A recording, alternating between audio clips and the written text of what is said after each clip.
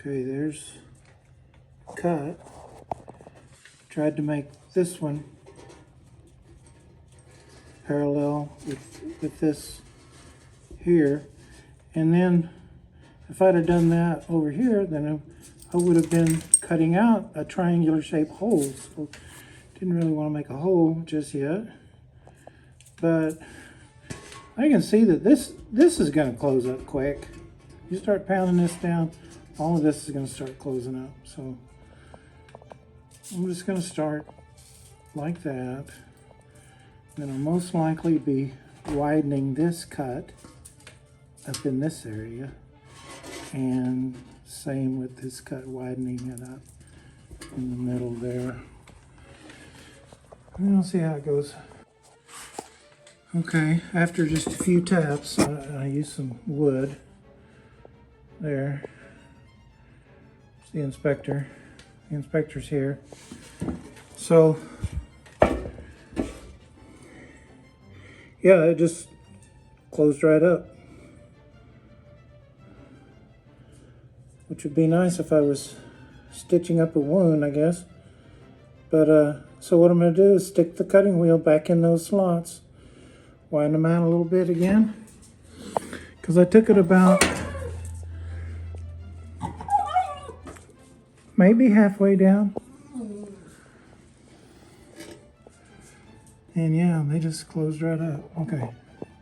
So I'm going to tap it some more.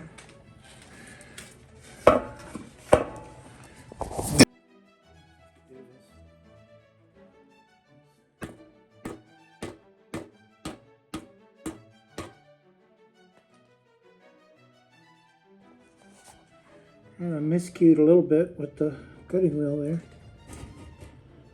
And, let's see. Didn't do a very good job on that vertical one. Yeah, I need to hit that again. But see, though, I'm a little miscue, and I predict that that's not even going to be a problem, because that close up too. Alright, I'm not going to cut that anymore. I really opened it up that time.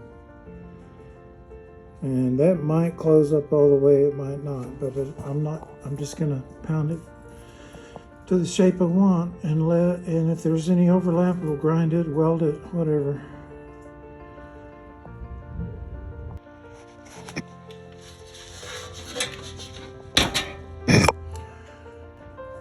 Yeah, I did cut it a little too much that last time, so it didn't really close up all the way up and down. But I pounded it into the shape that I like for the most part. But it's gonna, when I weld it up, it's gonna move again, so I'm gonna leave the last bit for after I've welded it and ground it smooth. I'm not going to do too much grinding on this side. But this side is almost the right shape now.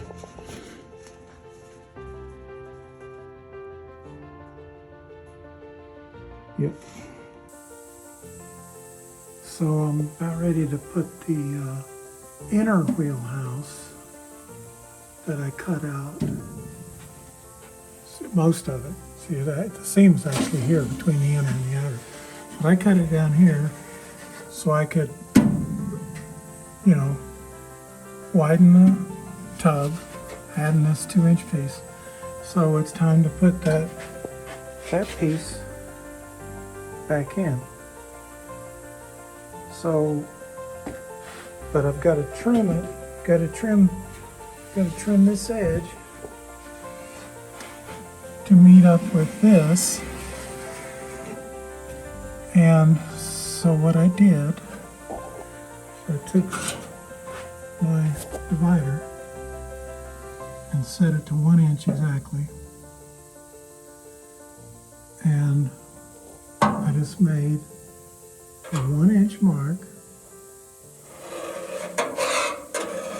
following this contour at the bottom. Made a nice scratch all the way around. sew that. When I get it clamped up in here, I can match that mark and see exactly where to trim it. You'll see what I'm talking about in a minute. Okay, I've got it clamped in place here, here, here. And I like how it's set, and this is where it's supposed to be. I had to do something a little bit odd. I had to put a clamp right here to bring this together and make these two parallel, which also brought this down where it's supposed to be in this area. It kind of wants to pivot right here on these clamps. So it's setting solid now, and I'm gonna drag my divider across there and scratch this. Try to make an accurate mark to cut it.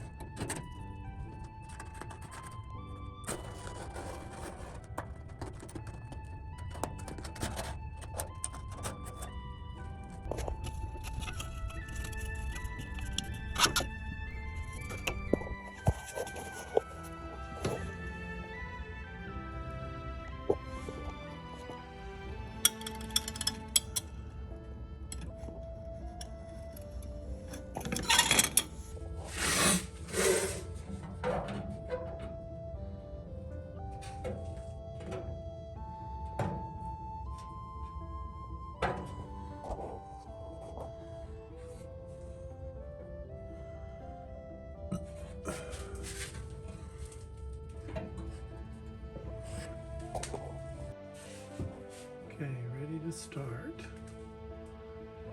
This still needed a little bit of tension this way. I got it fitting about 85%. Have to do a little massaging as we go, but I am liking the fit.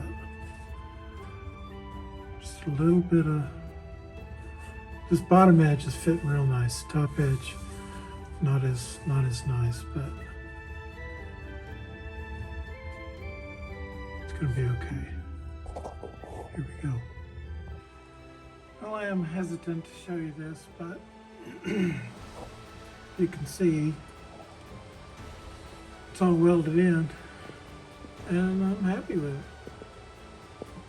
Wasn't too happy about getting off track right there, because I need new lens, new outer lens on my helmet, I guess. Burned a big hole right there. Also burned a big hole right there. But it's all welded in. I got good penetration.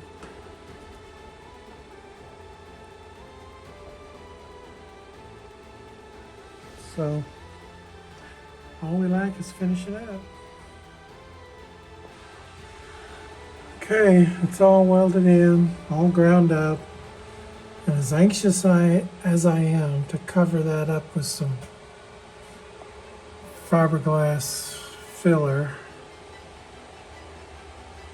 I'm gonna leave it, I think, till I get the other side done, because I want to be able to see where I made this cut up here. So the other side matches. But I've knocked down all the high spots, ground it down to where I think it'll take a nice thin coat fiberglass filler, and it'll look good. I'm happy with it. I even got that little, it's like a factory shaped protrusion right there. I had a hard time flattening it out and shrinking it, so I ended up having to put a patch there. And then there's still this thing, but it's going to stay, along with these right here, all factory. But should take a 13-inch wide tire now. Let's see here. Well,